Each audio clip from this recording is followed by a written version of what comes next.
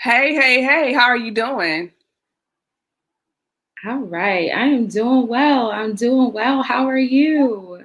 First of all, I'm just excited that you're here, and we have been just ecstatic and just waiting for you to come. So we've been kind of chatting about this behind the scenes for a minute, for those that do not know.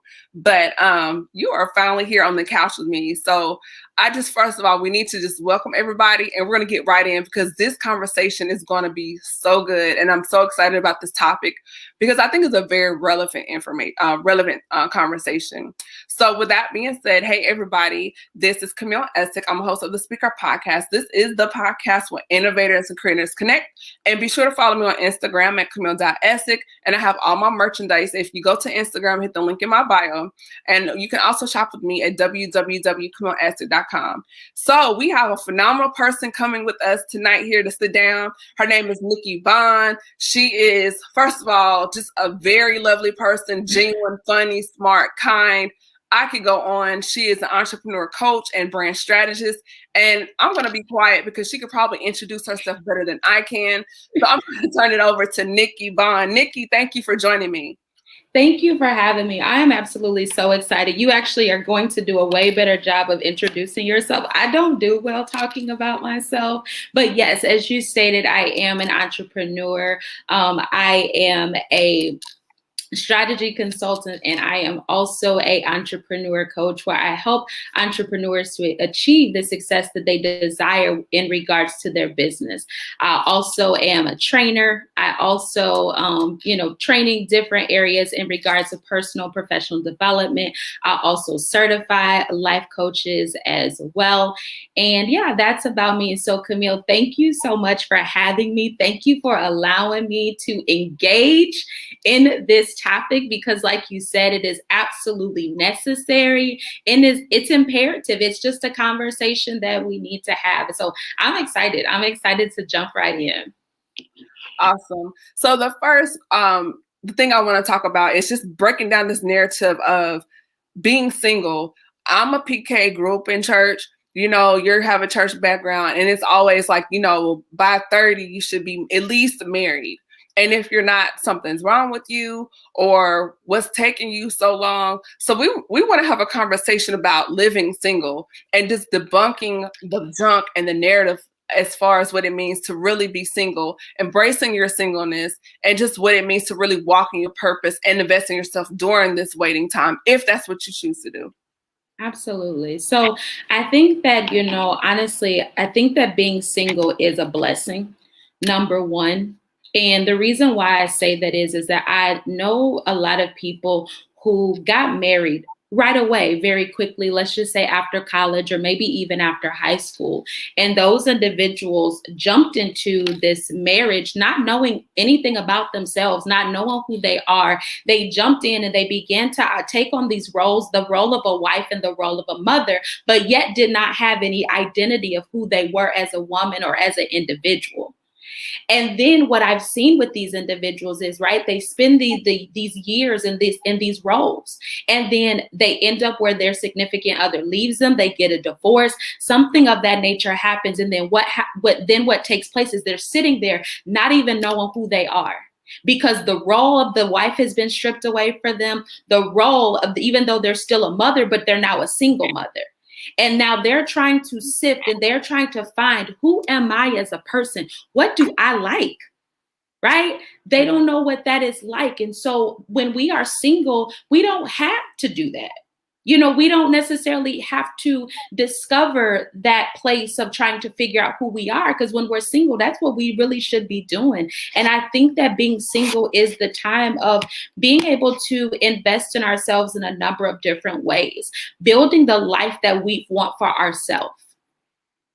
Because when you are married, and I think that marriage is a beautiful thing. Let me say that. I think I need to say that as the outset, because I don't want people to be on here like, oh, she's like this feminist and she just bashing marriage and she just, independent woman. That's not it at all, because I believe in marriage and I love marriage. And I think marriage is honorable because marriage is a representation of the covenant of God. So I think marriage is beautiful. But I also think that it is important because I feel like, kind of what you talked about, Camille, with the background of the church is I feel like we cater a lot to the married people.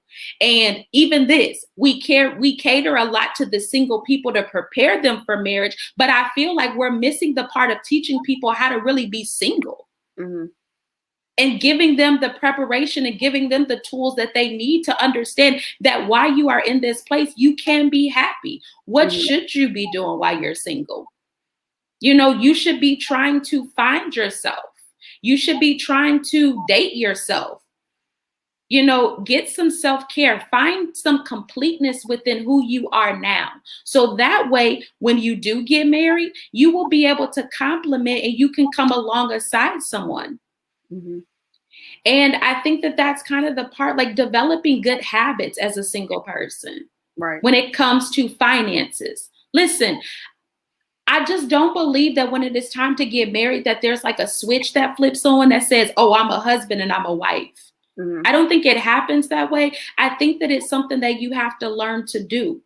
So you learn the responsibilities of that role even before you actually get married. And I think that that's what that time of singleness is really all about, is learning what it is like and what you're going to be like whenever you actually do become a good spouse. So learning the responsibilities of, the finances.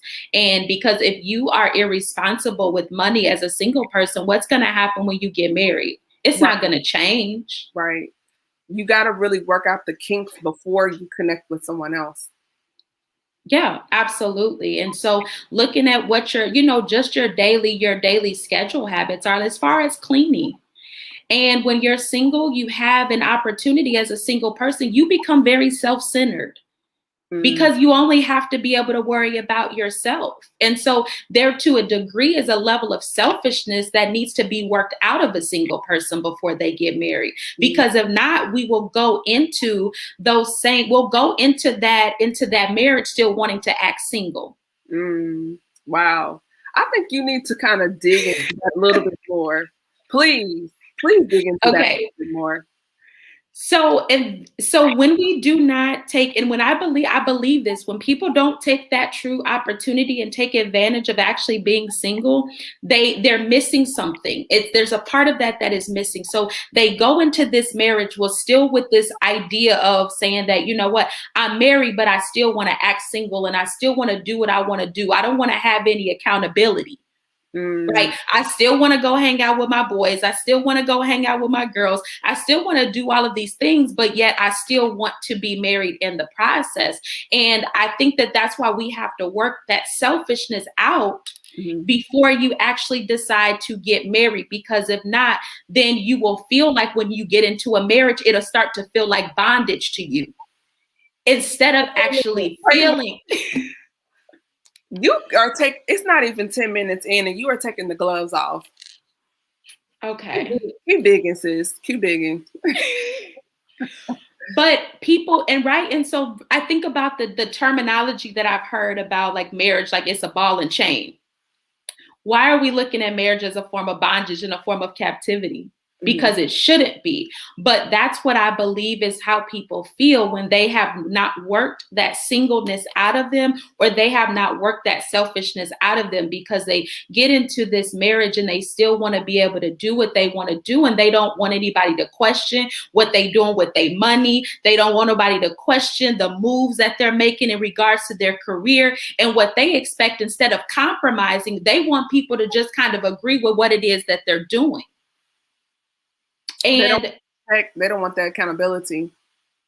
No, they don't. And so what they want somebody that's going to just be there, that's going to kind of fill up some space and to fill a void of maybe some things that they were missing because they really didn't want to be by themselves. But then they also didn't want the covenant of the marriage either. Okay.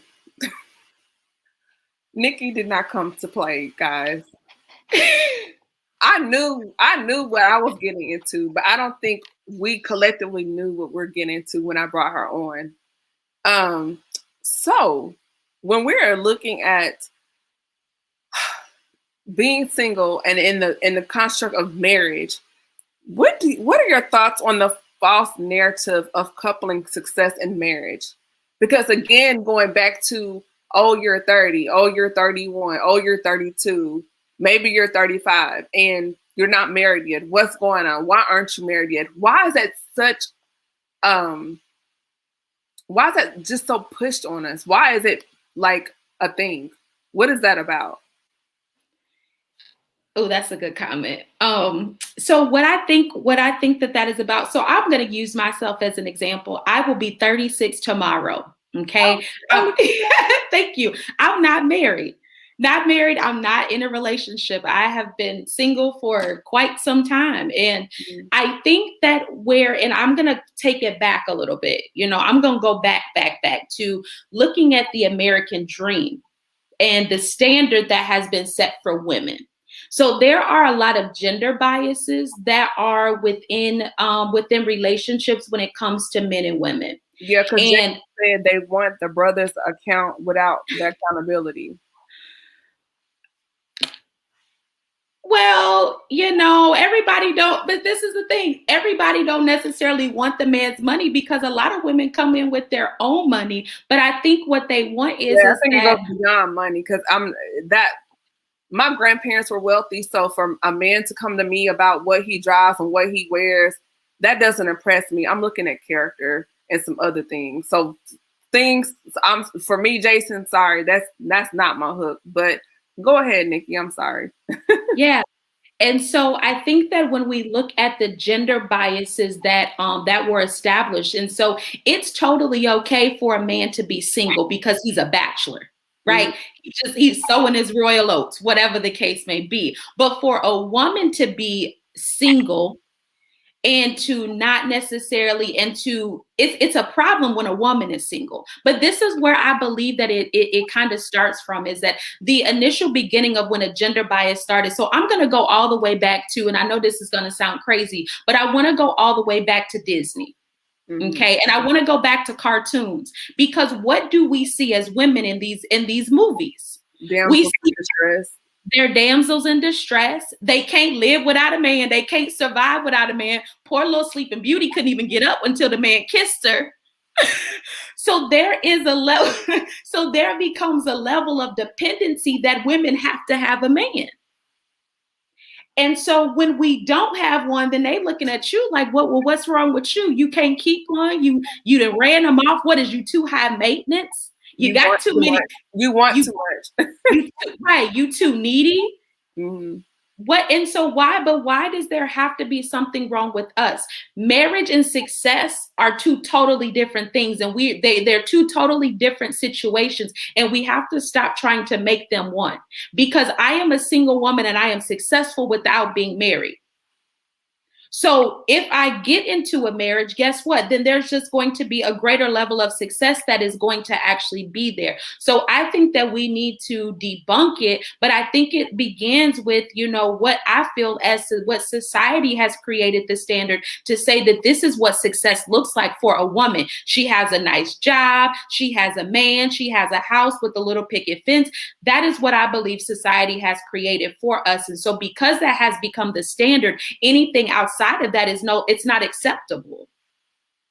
So we have to understand. And so what that does, honestly, I feel like it creates a lot of pressure for a single person, because it's like, well, you know what, if I don't get married, if I'm not married, something must be wrong with me. So now we're dealing with insecurities. Now we're dealing with doubt.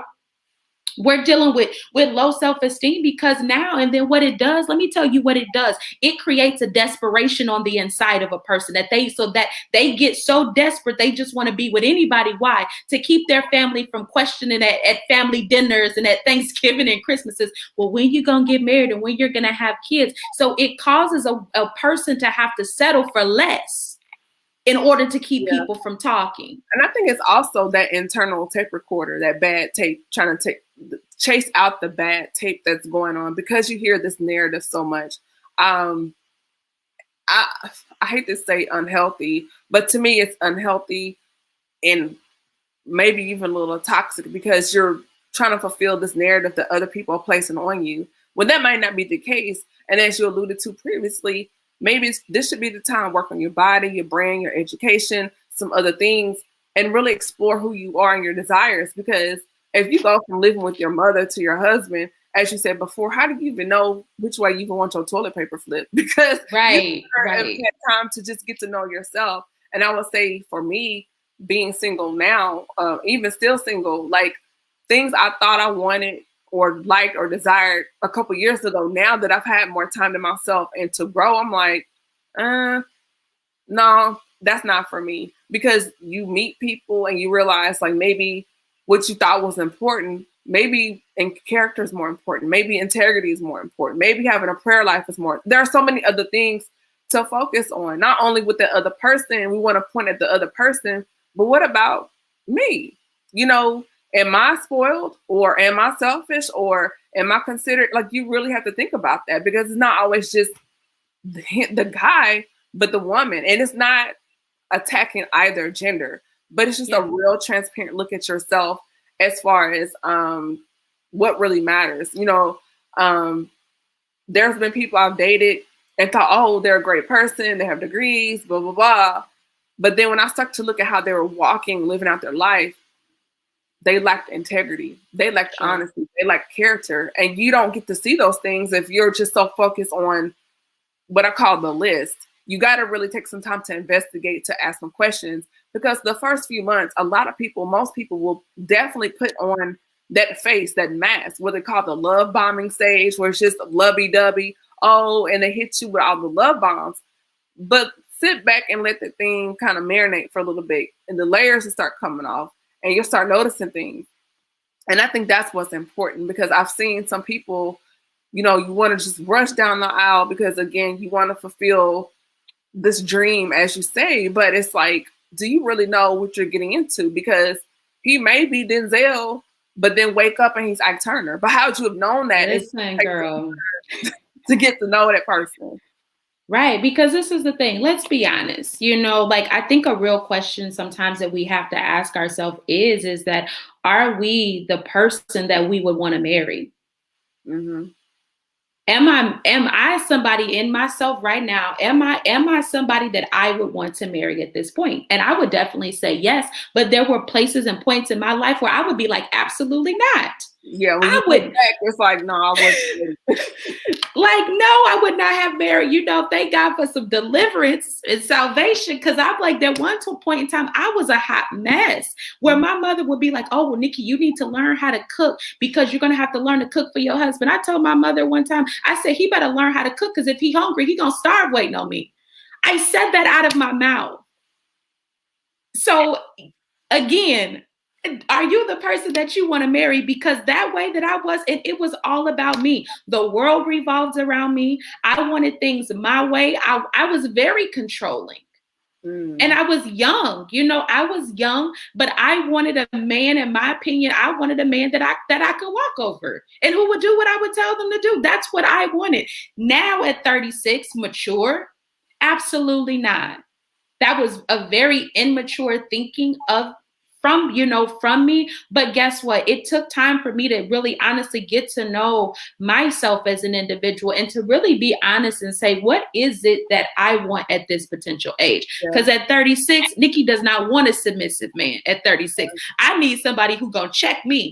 Yeah, we were Mike and Mimosas a couple weeks ago, and Michael Wiley was on, and he was breaking down what love is, and he used the letter V, meaning value. Like, are you bringing value? Is this person bringing value? Like, outside of the bedroom, what do you have to offer? If we were to take that away, as a person, what do you have to offer? And that's something I think we need to all think about. It's not so much as far as what they can do for me, who they are, but vice versa. Sure. Are you bringing just as much value that you're demanding? Are you bringing value you're demanding? Right.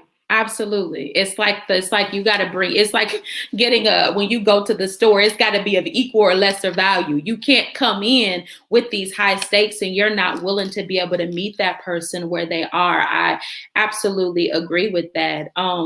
And I wanted to go back to something that you said about debunking the narratives when it comes to marriage, because number one, you know, marriage doesn't necessarily mean happiness. And you can ask a lot of people that, because there are a lot of unhappy married people. Mm-hmm. So we cannot equate happiness to marriage, number one. The other thing is that, you know, I think, and this is going to really probably make some people mad, but everybody is not called to be married. Mm-hmm. Say that again. Everybody's not called to be married. So I think that's something, that's why I think singleness is important, is that I think that we have to learn as a single person, as Paul stated, I had to learn to be complacent no matter the situation. It's not necessarily saying that we have to give up wanting to be married, but where you are being single, you have to learn how to be happy in this place. Because I guarantee you, marriage is not going to be the answer that's going to make you happy. You have this idea of what marriage is, but it may not be what you're thinking that it's going to be. So then you get in it and then you're still not happy. So we have to learn how to find contentment with being single, with where we are, and to be able to say, you know what, contentment looks like this. If I get married, great. If I don't, great. Either way, I'm good. But we have to get out of the mindset that being single is a negative thing, or that it is a bad thing, or that it is a character flaw, because being single is not a character flaw. And I embrace my singleness, and I'm happy with it. I'm happy with it. But I just want people to understand that, because some people honestly are sitting and waiting for a husband, or they're waiting for a wife. Everybody is not called to be married. Some people are called to truly be single. And I think the minute that we just kind of come to terms with being single, then guess what? I think that makes it it makes it a better situation for everybody. Because if not, you will live a very depressive life simply because of the fact that you're like, well, I want to be married. I want to be married. And I know some people who seriously are very obsessed, and they are very consumed with it. And let me on Instagram, on Facebook, dear future husband. I'm like, sis, why are you doing that? Listen, and I'm off. I cannot. I'm like, you look crazy on Facebook every week talking about dear future husband. I'm like, no. But this is the thing. Listen, I'm all for speaking things into existence. Yeah, in your prayer journal, but on Facebook, like, really? Listen, they throwing it out in the atmosphere, whatever works for them. But this is the thing, and I'm going to tell you where we have to really be careful with as a single person. You do not want to make an idol out of marriage. Because, and now we're going to go a little deeper, okay? Let's put the boots on, guys. Let's go. So this is the thing. When people are obsessed with getting married, they've made an idol out of it. And what they don't realize is they actually end up blocking that person from coming into their life. And I'm going to tell you why. Because God is a jealous God. And he says, you will have no other God before me. You will worship no other God. And some people will make a God out of the whole idea of just wanting to be married. Or what they will do is they will make an idol out of that person. I have seen people who were completely single, they were abstinent, all of that. Girl, they got into a relationship and lost their rabbit mind. They met somebody, completely got out of the church, completely backslid. That's not what God wants. And so he gets us to a place to where, and he knows that. So if we get to a place where we start idolizing marriage, and when we get to a place where we make an idol out of that person that we are with, I will tell you, God will dissolve that thing. Because he's a jealous God.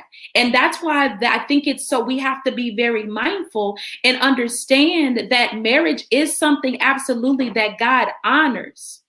But if it is going to become a distraction, God may potentially block it until he says, okay, they're not ready.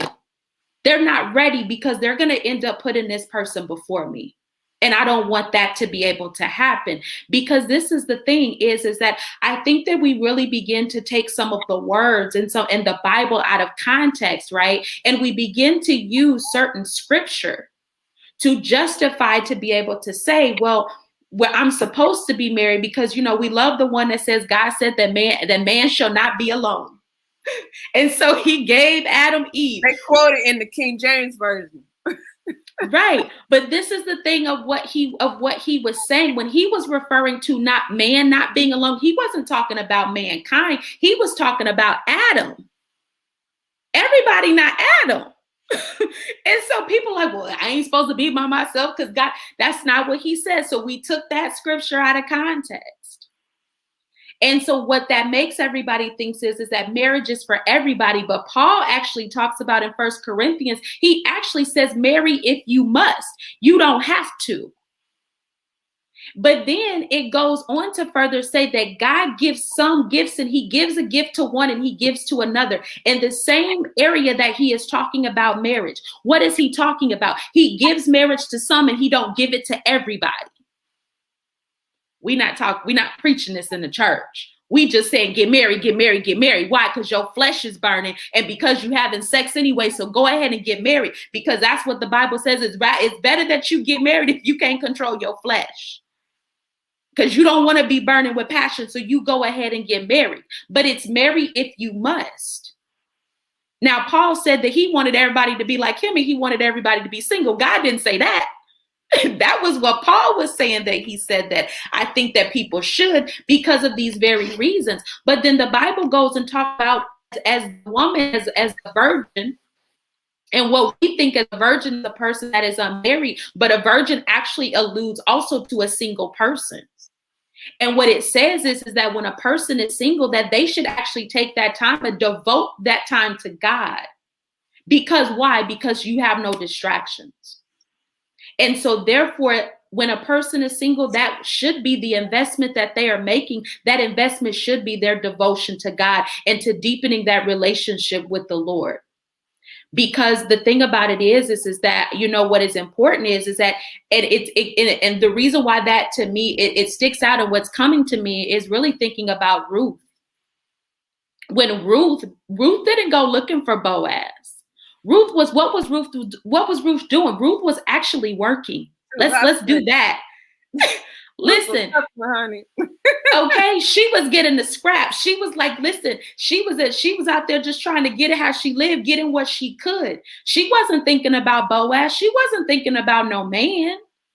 She was doing the work of the Lord. She found herself busy doing the work of the Lord. Now, while she was doing what she was doing, keeping her head down, working, right? She running her business. She's being an entrepreneur. She's doing all of these things.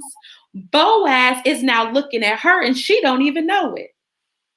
Right? And so the thing about it is you got to allow yourself to be found instead of stop trying to be seen. Because we got everybody, right? Everybody want to be all naked on Facebook. They want to be doing all types of crazy stuff. Why? Because they're trying to get attention. But that's not what Ruth was doing. She was working. She was doing what the Lord was telling her to do. So we got to start allowing ourselves to just be found instead of stop trying to just be seen. And then that was when she found favor with him and he started taking notice of her. And so if we would just do what it is that we're supposed to be doing, which is investing in ourselves, right? And understanding the power of singleness, the freedom that you actually experience with singleness. I have a lot of married friends, and they like to hang out, but they got to go home to their husbands, and they be like, girl, I got to go home. I'd be like, bye. I'd be like, girl, bye. And she'd be like, but I want to stay and hang out. I'm like, no, you got a whole husband and a family. You got to go home. You can't hang like I hang. Yeah.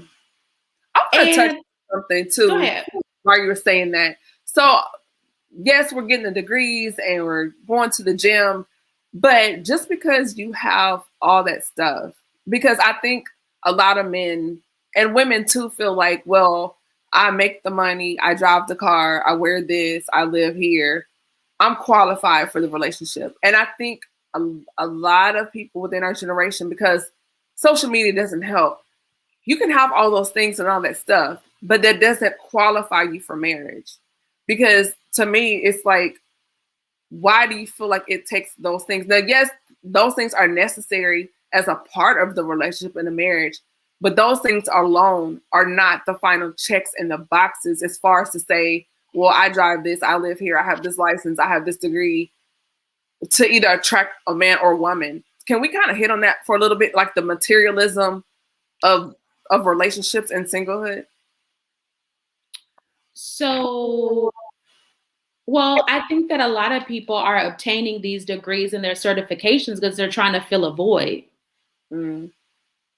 I feel like just a little bit. So, you know, I just believe this. People start businesses, people go back to school because they use those degrees and they use all of that as a Band-Aid to really cover up what some of the real issues are, whatever those potential insecurities may be. But then also what I think that people also use it for is that they use it as a form of a tool, as a form of a manipulative tool, to be able to try to build up their resume. And it ain't got nothing to do with them getting a job, but building up their resume to make themselves more applicable to be a significant other. Because we have now equated, because listen, it's not just enough to just be a man or a woman to be able to say that, you know what, I'm a man or a woman, and so therefore I should be married. It's not enough. You got to now be qualified for this thing. Okay, this thing is like a job. So you got people running down their resumes and running down their lists as if this is going to qualify you to make you a better spouse. It's a lot of stay-at-home mothers that got high school diplomas that are amazing spouses. They may not have a law degree, but I think that this is where this is the place of, I believe, of where we are as a society, is that we have become materialistic. And what we feel is that until I get all of these things, I'm not going to settle down. Until I get this degree, I've never seen, like, I think about old school people, right? I think about my grandmother and I think about my grandfather and how they would come build together. And they would come and get their stuff together. What I see is that we are very much of a very independent society where we don't find the necessity of marriage. So what do? We go out and we buy our own houses. We're not waiting to meet no spouse. We go buy our own house and then we'll figure out who house we gonna move into when we get married. And that's something that person has already accomplished, or they've already, started their business outside of coming into the marriage. And so what it does is that I think it limits what can be built together. Because what it is now it's mine and now it's yours. And it's not a us. So then that person actually comes in and they have very little say so on what has already been established before they got there. Because I was doing this before you got here. Yes. Absolutely. This mine's. It's not ours. It's mine's. I already had this. And I think that what that does is it unintentionally already causes division and strife within the relationship. So do you think that's where emasculation, as far as for some women that are very independent, where they have the status and then they emasculate the husband or boyfriend because they feel like, well, what can you bring to the table? Because, I do my own hair, I do my own nails, I have my own car. So where does the man feel needed if that's what you're throwing at him? How does he feel valuable if you're always throwing that into his face? Like, I agree. I definitely agree that that's. No, I'm sorry. Go ahead. I was just saying, how do you navigate those spaces if the woman, and not just saying women, because men do it too. Like, you wouldn't live like this, or you wouldn't have this if it wasn't for me, or because I've heard some of my married friends that are now divorced, they've heard that from their ex-husbands, like, well, you only live this way, or you only have this because I provided it. So when you have these voices, where's the space for unification and for growth? Like, I don't understand that. So to go to where this emasculation starts at, I'm going to tell you where I think it begins as a woman is because women have had to play the dual role for so long. No We have problem. no fathers, right? And so the woman has had to be the mother and the father. She's had to be that in that role. So therefore that has created and it has made women to be more independent and self-sufficient to where she don't feel like she need a man. Because if a man was not in the household to see her being raised or did not take a part in that, a woman then finds no value and sees no value for a man. Mm. Because she did not see how that man actually contributed to her household. So therefore, she doesn't see how it contributes to her life. But sis, you can't be the man and the woman. I don't care what Steve talking about. Act like a lady and act like a lady and think like a man. That's foolishness. That's just plain out foolishness to me. I'm gonna act like a lady and I want to think like a lady. I don't want to think like no man because I'm not a man.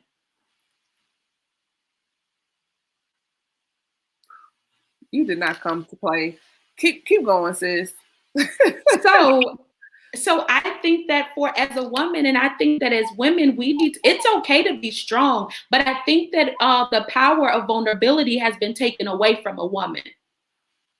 We can't be vulnerable because we're seen to be weak, or we're seen to be needy, or we're seen to be, dependent upon a person. And so what we do is we feel like we got to put up this wall and we have to be strong because that's the responsibility that has been placed on us that should have never been. We carry too much. That should not be our responsibility. We should not be the man and the woman. We should not be the husband and the wife and the mother and the father. Do you think society and the roles of society have caused that to where, particularly with Black women, where we really have not had a choice?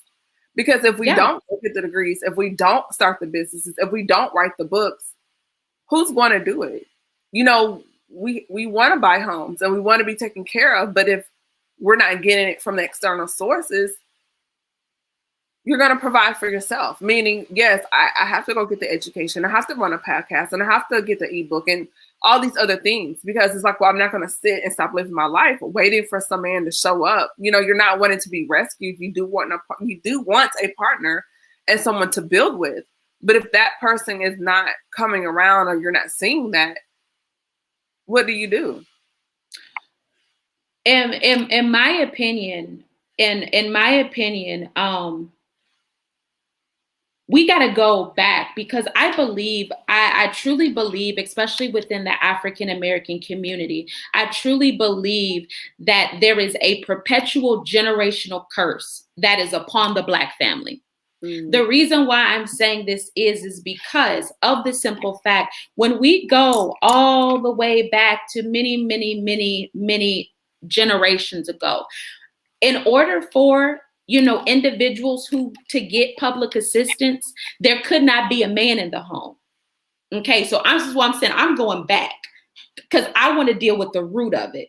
So before we can deal with what is happening now and what continues to perpetuate and to continues to be the narrative, we have to go back and we have to understand where this came from. Because in order for a woman who was, let's say she was a single mother, in order for her to be eligible for assistance, the man couldn't be in a home. So what does that mean? That means that when it's time for the inspectors to come check the home, we got to send him on and make sure that he didn't pack up all his clothes, that there is no sign and that there is no trace of a man. And so what does that naturally do? Then guess what? We keep shooing them out and we keep making them seem like they don't have no place. What is happening now? And so now what it does is that it then becomes and it gives almost a man a pass to not be around. So then when we look at that and it's just like, okay, because you have to realize that has to be a generational curse. At what day and age is it okay that now men just grow up and they just have no type of connection to their seed whatsoever? That's just diabolical and evil to me. But where did that come from? I don't think that men just began to wake up and say, I don't want to be a part of my children's life. But I truly believe that is a place of where it began. That if a woman wanted to be able to have something, then the man could not be there to get it.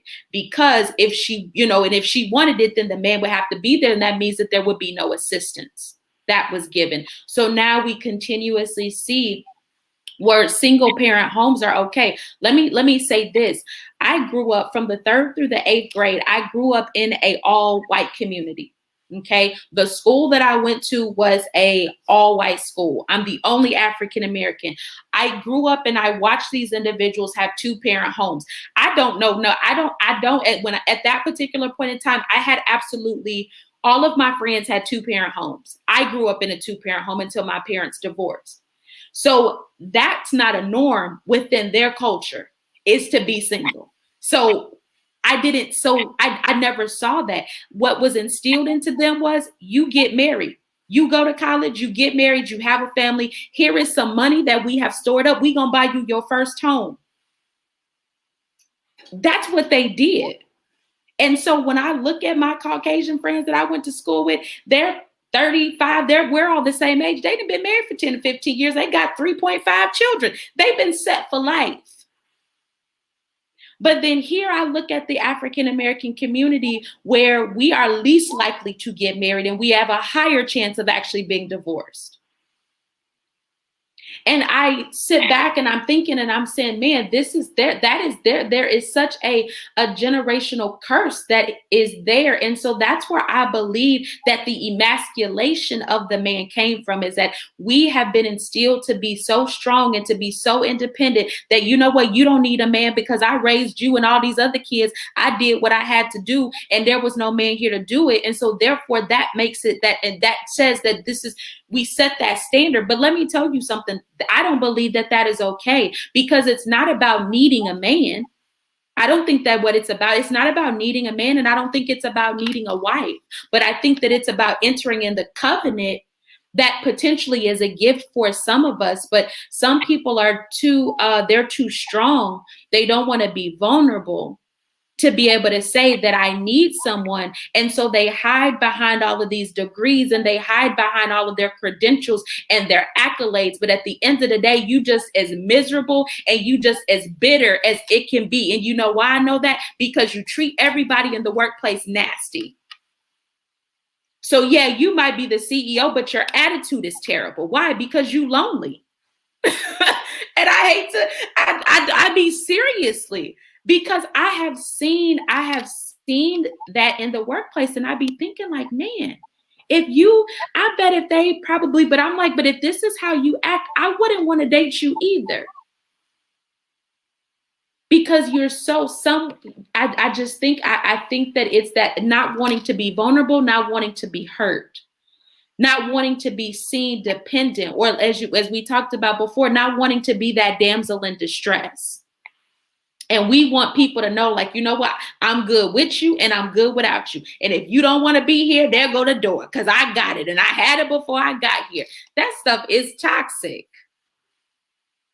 So what do single people need to do to break that mentality or to heal from that? Because I don't, maybe sometimes some people, when you hear it, it's like, oh, it doesn't sound as good when it's coming back from someone else. Like I've heard some people say, what is that saying? I was watching something. It was like, I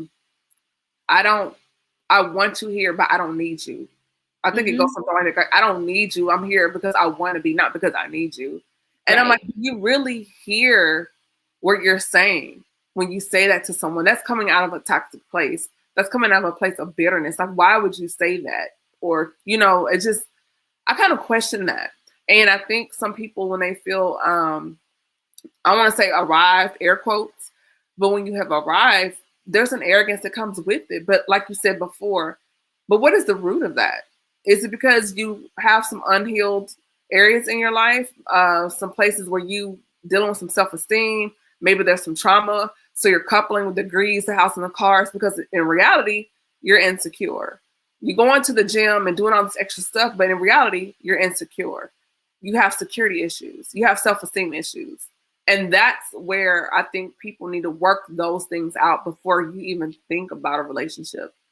You have to work things out before you bring somebody else into your life, because it's not just another person. This is another soul. If we're going to go back to the spiritual standpoint, it's another soul. So you don't want to do anything that could damage someone's spiritual walk, because you're inadequate and unhealed in some areas in your life, or you don't have the spiritual capacity to be strong, because when you're married, life doesn't stop. You're still going to have tests and trials. And if that person's not strong enough mentally, if they're not emotionally mature, if they don't have the spiritual wherewithal to walk with you through their fire, what's going to happen? Yeah. I think what that also is rooted in, Camille, is pride. Mm. Pride. Too prideful to say, I need somebody. Too You need help. prideful. Yeah. Yeah, just full of pride. And I think that that's also where all of needing to have all of that stuff to compensate, because that's all it is that you're overcompensating for something, and you're trying to fill a void that is within your life. And you think that the business and the degrees and all of these accolades, you think that they're going to do it. But at the end of the day, it's not. Because you can get all of that. And if you still are feeling lonely, or if you're still feeling like, unworthy, I think that it really requires somebody to really take an opportunity to self-reflect and to really be able to soul search. Because I would question and I would say, well, why are you doing that? Why are you going to get that degree? Is it because you're trying to prove something to an ex that didn't want you? Mm. Are you trying to prove to somebody, to show somebody that said that you wasn't never going to be nothing? So now do you want to prove to them that, you know what, let me make you eat your words, because now look at me, I am something. But now I'm going to question, like you said, I'm coming back to self. They slept on me. We hear that all the time. Let me tell you, I actually had an ex tell me several years ago, I wasn't, of course, even then, I'm like, I'm not even nowhere right now, but I definitely wasn't, then, but I was working, I had a career, but, several years later, things, started going very differently in my life. And I started, elevating a little bit. And he says to me, when he called me, he said, why couldn't you be this person when I was with you? Listen, I clutched all my pearls. And I said to him, why are you still the same person that I was when I was with you? Because you're over here mad at me because I didn't elevate it, but you're still in the same place. So it's not like you were still at a lesser place than where I was when I was with you. But how dare you come to me to say, well, why couldn't you be like this when I was with you? So that had to make me say, well, so why were you with me then? Because now I'm looking at it like, okay, you were being an opportunist, because that's what I heard. Was he felt like he missed an opportunity on something. So I think that, we have to just make sure that, whenever we are desiring, and I think that success is great, and I think that success is wonderful, but I believe that we need to leave place for other people to come alongside us, and to not necessarily come and to follow in our coattail. And I think that that's what some people are forced to do sometimes. Whenever we have already built and established ourselves, getting into relationships, they don't really know where they fit in, and they don't know where their place is, because we're like, well, this is mine. That's mine. I built that. I established that. I created that. My name is on that. And then when they try to tell us to say, hey, you know what? I have an idea. I did this all by myself. I don't need your input. I think that it automatically creates the separation within a relationship, and where it becomes difficult to be able to establish and to be able to grow together. And I feel like what happens is that we're growing together, but we're also separated in the same sense of, we're in the relationship and that's yours and that's mine, but then we don't have nothing that is of ours. It's like almost having it's like having children, right? It's like if you have a kid going into a marriage, sometimes they feel like you can't say nothing to my baby. That's my child. That's not your child. But if you get in a relationship with someone, then that does become their child as well. And if you don't want anybody to say anything to your child, then you need to stay single. Because that's not fair. Because if we're coming together as an us, then us should have a say-so in all of it. And it's not what mine is mine and what yours is yours. But again, that goes back to not getting that selfishness as a single person out of you. Yeah, it's a lot of work. Nicki, you have really dropped some bombs tonight, and I don't think the people really ready. So, we got to bring you back, sis. You got to come back because I really love what Absolutely. you have to offer. Um, wow. That's all I can say is wow. So thank you so much just for joining us tonight. So for those tuning in, what maybe 2 takeaways? Give us 2 takeaways just to have some people think about some things until you come back next time.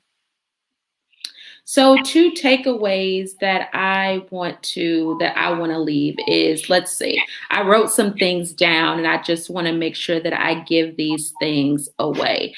Is make sure that you take the time to, while you can, is to build the life that you want for yourself without losing yourself in the process. Okay. I think that is, take the time to date yourself. Get to know what you like. Get to know what you don't like. Get to know like what your hobbies and your interests are. And I think that why I think establishing self is so important when you get in, before you get into a marriage, is because in the event that that marriage doesn't last, when you come out of the marriage, you still have self. Because if not, you will be lost coming out and you will not know what your identity is. You may feel like you are lost and you may feel like you're grasping for straws because you don't know how, because you've been in that marriage and you don't know how to be alone. But I think that if you embrace where you are now as a single person and you develop that sense of identity of who you are, when you get married, I believe that the identity of being a spouse or being a husband and a wife honestly becomes an addition than anything of who you are. It becomes an extension and a supplement of who you are. It doesn't have to take over your whole identity. Because when Nicki comes in, you're going to get Nicki as a wife, but then you're also getting Nicki as who Nicki was. I'm going to still have my same likes. I'm still going to want to binge my Netflix shows. That ain't going to change. Right? But I'm going to know that. I'm going to know what makes me upset and what makes me angry. I'm going to know all of those things, because it's like when you're asking questions to people and they're like, well, what do you look for in a mate? And they'd be like, I don't know. How do you not know at this age what you're looking for? But that makes me think like maybe you haven't dated yourself and got to know yourself and what it is that, you want, what it is that you don't want. What are the characteristics that you desire? What are those things that are red flags or deal breakers for you? So date yourself, get to know yourself, build the life that you want alone. So that way you can make sure that you don't lose yourself in the process of being married. And then the last other thing that I encourage single people to do is to not allow and to not wear singleness as a scarlet letter. There's nothing wrong with being single, because a scarlet letter says that you're blemished and it says something is wrong with you. Singleness is not that. That's not what that is saying. Singleness says is that I just have not found that person that I want to be married to or that I want to spend the rest of my life with, but I'm content with where I am.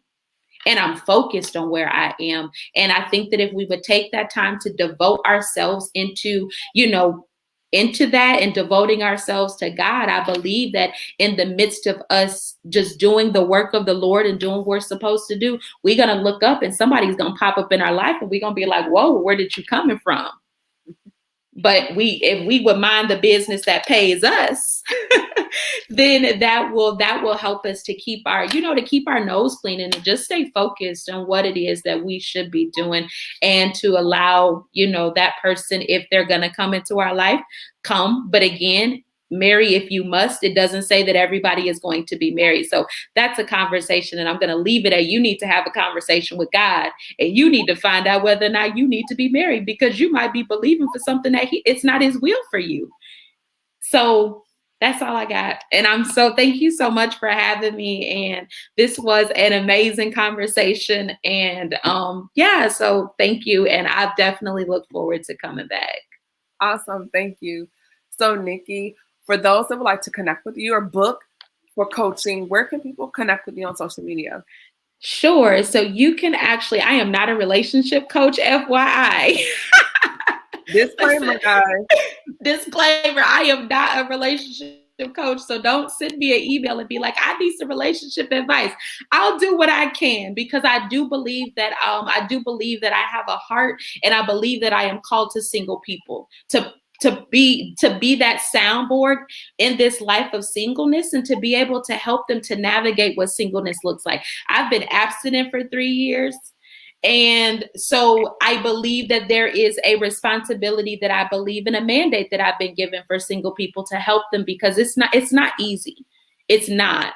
And so if you want to connect with me, then you can check out my website, which is www.lifestrategistconsultingllc.com. That is www.lifestrategistconsultingllc.com. That's my website. My business page is also on Facebook, which is Life Strategist Consulting Group LLC. That is on Facebook. You can also connect with me on Instagram, and my Instagram name is NLynn. So N is in Nikki, NLynn, LYNN_strategist. And that is on Instagram. So connect with me there, and follow. I'll follow you back. I love, conversing with people, and I respond to people when they respond to me. So DM me. It be me responded. I don't have no assistant. That be extra. Like, it's really me. You get people's assistants and stuff like that. Like, it's really me commenting and responding back. So. The virtual assistant. Absolutely, those robobots. And so, so again, thank you so much. I absolutely love what you are doing. And if y'all have not downloaded the Speaker podcast, y'all are missing out on Camille. She is fabulous. So y'all need to make sure that you all are supporting her and following her as well. Thank you.